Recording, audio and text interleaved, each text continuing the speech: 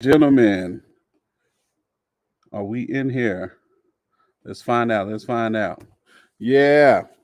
I'm your instructor, Pierre Huey, aka Mr. P. The P is for patience. All right. Perseverance, pass your test. We talking about barber theory today. It is my favorite day of the week, Tuesday.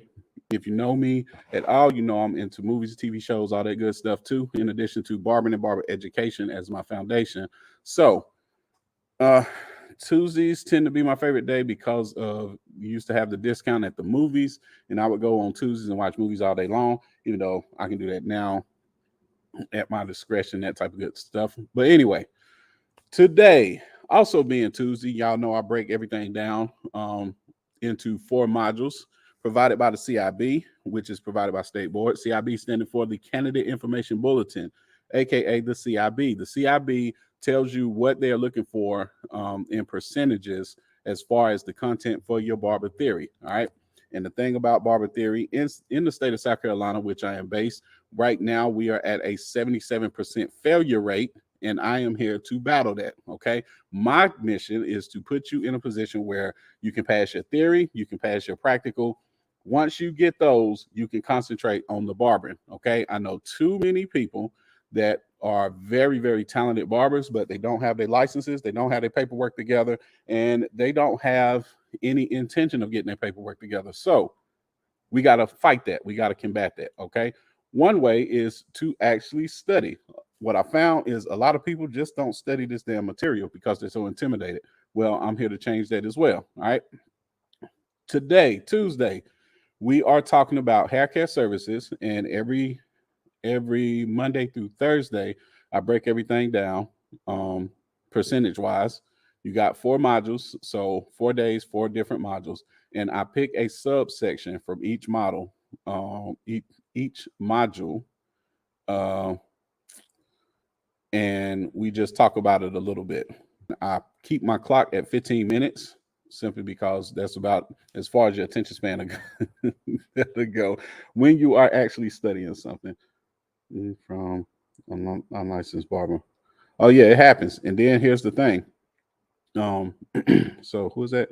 Ben says my friend got ringworm from an unlicensed barber. Listen, if you get ringworm from an unlicensed barber or a licensed barber, those are grounds for things like lawsuits and the like. Okay. All right. So hair care services, 40%. You got 5 parts within hair care services. You got client consultation, analysis, documentation for hair care services, hair care itself, hair design, applying knowledge of prep, procedures, and safety for head shaving, and applying knowledge of principles, procedures, and safety for chemical services. Today, we are going to talk about point 1 or A, which is client consultation, analysis, and documentation for hair care services. It includes the following: analyzing condition of client's hair and scalp, recognizing conditions that would prohibit service, which is called a contraindication.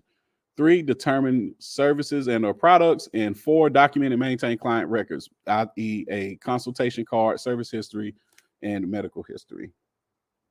Radio Raheem in the building. What's going on? Mosaic, what's going on? All right. So first things first, let's talk about contraindications. And do they have, wait a minute. That's not the contraindication I was looking for. Let's see. Let's see if we can find a different one. That was contraindications for electrotherapy. That's not what I'm looking for today. So let's see.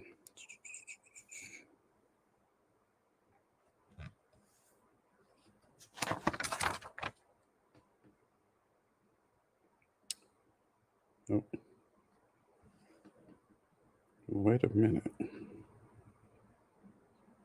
All right. Well, I guess we'll come back to that one because they have.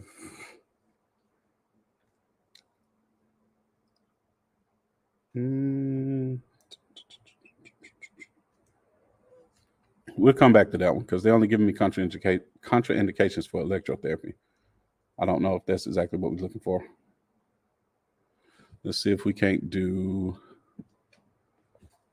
Let's see. Analyzing condition of client assessment. Okay. I think we can start there. So let us go to the haircutting chapter.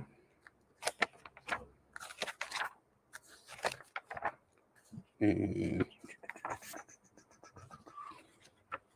nope. Nope. Where yet? Okay. All right. First of all, client consultation. It has its importance. Client consultation is probably one of the most important parts, especially if you got a new client, because they don't know you yet, you don't know them yet, and you're trying to establish a pattern for business. You're trying to establish a business relationship, right? Oh yeah. So yeah, I am giving free barber education, but it's not specialized. So I have paid classes where I do private study where we talk about more pertinent information that regards to the test, because even within the stuff that I'm talking about, I'm going over general areas of study, but there are more specialized, there are more high percentage questions and high percentage concepts that, you got to pay for that. But yeah, pretty much. And how is another Mr. P on here? I'm Mr. P. How did I join my own shit? Anyway, okay. Client consultation, conversation between you and the client about the client's desires and expectations of the service that you'll perform. It also facilitates the hair and scalp analysis step so that you can determine when you can or cannot be done. That you can determine what can or cannot be done with the client's hair. It helps to eliminate any guesswork about the haircut or style to be performed. During the consultation, you should be able to do the following: determine what the client wants their hair to look like or be able to do with their hair. Discuss the client's lifestyle as it relates to their daily hair maintenance routine. Identify hair conditions such as density, texture, or length that may limit or enhance cutting and styling options. Discover scalp conditions that may prohibit moving forward with the service. Identify hair conditions that require special treatment. Offer your professional advice or alternative suggestions. And agree with the client on the type of haircut and finishing services to be performed. With this info, you can make a more informed judgment about what can or cannot be done to meet the client's expectations. Now, while we are at it, okay, let's be realistic here. This is also the time to discuss price if you haven't talked about it already. This is also the time to discuss all the little weird stuff that people be trying to do to try to get into paying a certain amount or get out of paying a certain amount. All of this stuff happens during the consultations phase. Okay, so it's really important when your client gets there, when your client sits down in the chair, you are before I put a cape on, before I put a neck strip on, anything like that, I'm doing a hair analysis. All this stuff happens during the consultation phase. Matter of fact, I'm gonna go a little further with that, especially if it's somebody new and they sit down in your chair for the first time. Take pictures, okay?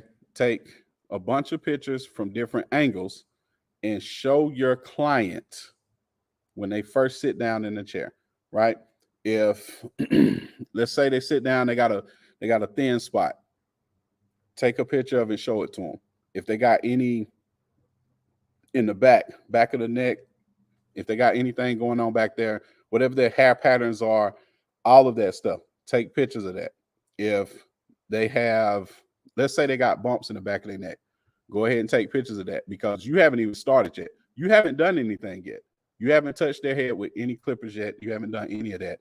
Take pictures of that stuff during the consultation and show them, hey, look, this is what your hair looks like right now before I even start. This is what I'm looking at.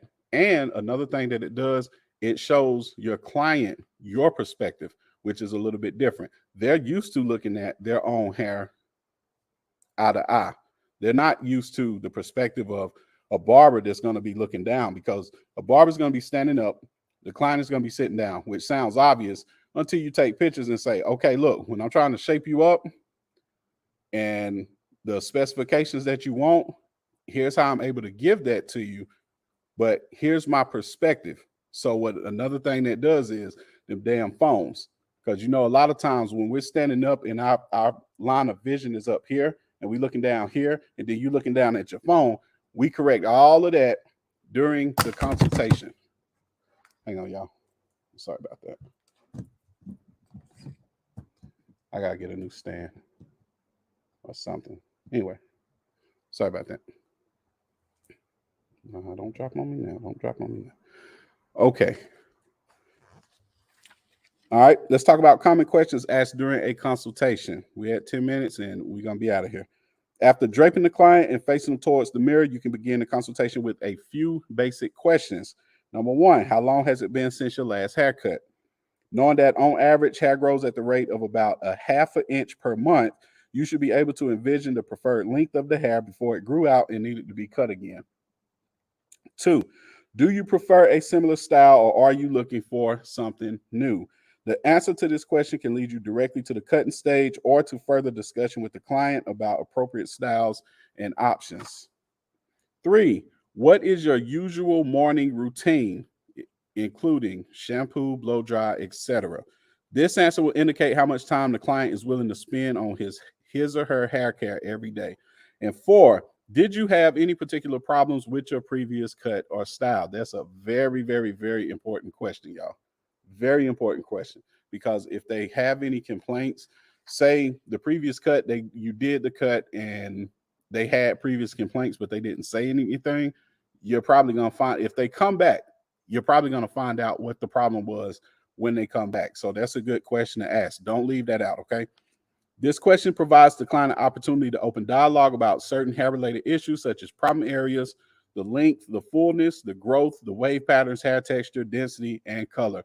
Like I said, these are all things that you're scanning for while you're doing the consultation. This is before you pick up any pair of clippers, before you even drape your client, okay?